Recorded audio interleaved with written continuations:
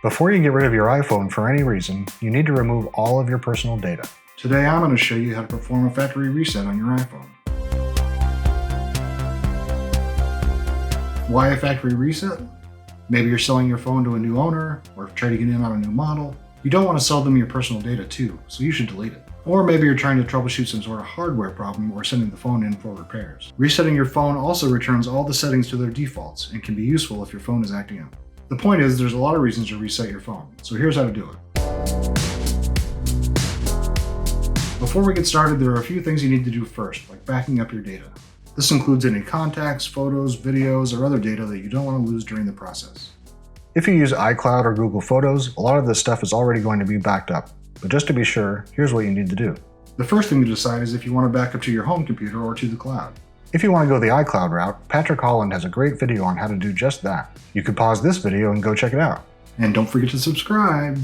But basically, you just connect your phone to Wi-Fi, go to Settings and connect to iCloud, and go to iCloud Backup and follow the prompts to start it. Now, if you have a Mac, you're probably familiar with syncing your phone to iTunes. Just hook up your phone with a cable, open up iTunes, and make a backup. Unless, of course, you've updated to Catalina. In that case, you don't have iTunes anymore, but you can still back up your phone. Open up a Finder window, and this time when you plug it in, you'll see your iPhone in the sidebar under Locations. Click on your phone, and you'll see a window that looks a lot like the Devices sections of iTunes did. Here on the General tab is where you can start the backup of your phone. This is also where you come to restore the backup later on if you need to. Luckily, iTunes is still available for Windows, so if that's you, go ahead and plug in your phone, open up iTunes, and proceed from there. Okay, you're all backed up. Now what?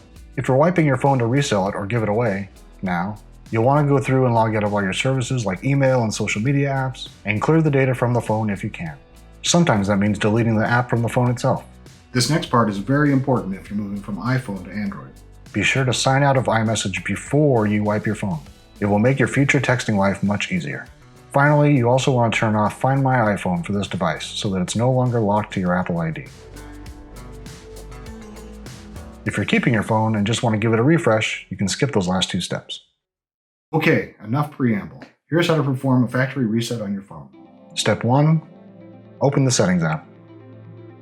Step 2. Select General.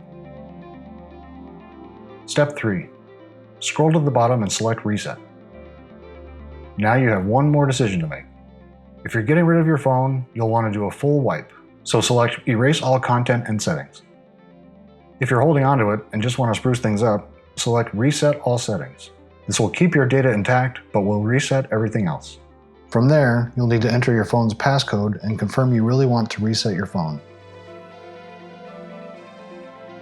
Once you confirm, the screen will go dark, and then you'll see an Apple logo along with a progress bar. When you see a screen with hello in different languages flashing on it, you'll know the reset was a success. You can now turn the power off one last time.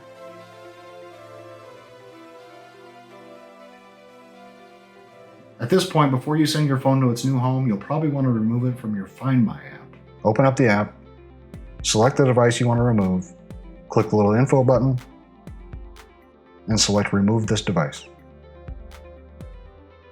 The activation lock is immediately removed and you're free to give away or sell your device. Just be sure to remove the SIM card before you do. Okay, that's it. Your phone has been reset to factory settings. You can ship it off to its new owner, send it in for service, or reload the backup you made earlier to see if it works any better than it did before.